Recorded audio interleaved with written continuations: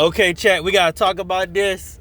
I ain't gonna make this a long video. I'm gonna just try to make it long enough so it don't end up being like a short on the channel. I'm not trying to make shorts, but you know, because it mess up the algorithm on my channel. But what the hell happened to Carmelo Hayes, R-Truth, and the Street Profits?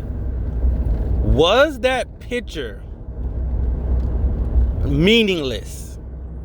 Did they have something planned and then they switched it? You know, does R-Truth just want to be a goofball in WWE? Does he not want, you know, a serious run?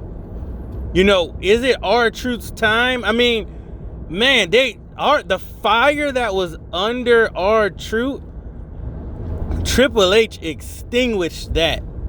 He extinguished it. Now, I know they probably planned out John Cena's entire tour or whatever, but man, they could have threw, you know, I mean, you could switch stuff up. You know, you could have lit that rocket ship under R-Truth. I mean, man, it just made everybody realize R-Truth is not getting his due in WWE.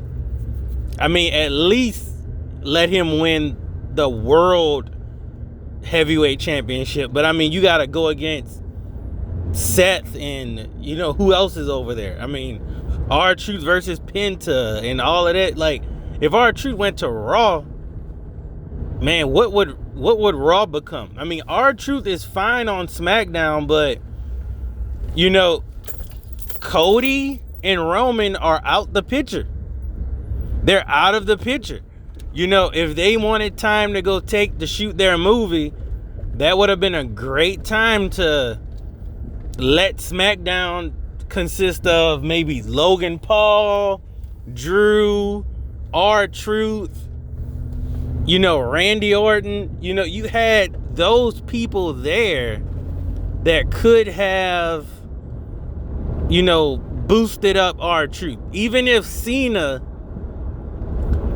you know, did his feud with Brock Lesnar. I mean, you could have finally had, you know, Brock Lesnar come in F5 John Cena and R-Truth get the pin like that.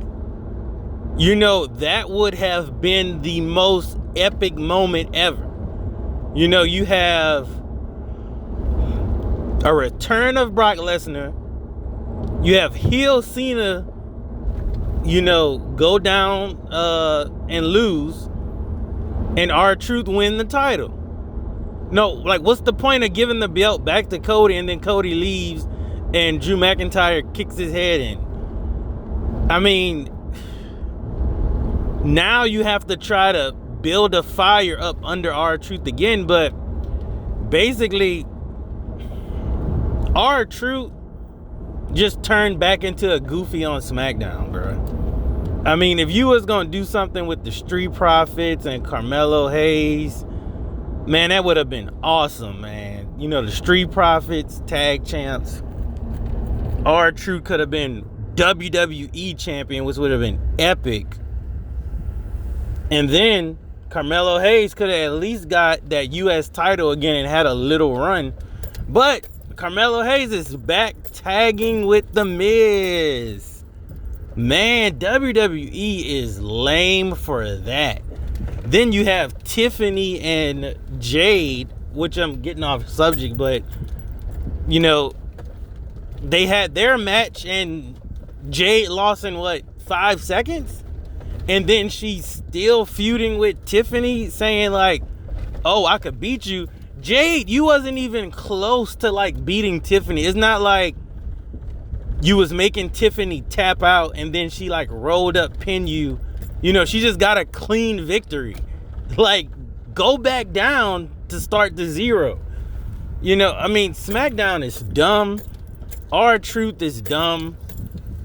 Carmelo Hayes is dumb. The Street Profits, we had a little hope for y'all, but I mean, now the Wide Six needs to keep the belts. I mean, And then I'm just thinking in my head, I'm like, okay, if you split the Street Profits up, Carmelo Hayes ain't getting no push. You know, Montez Ford not getting no push.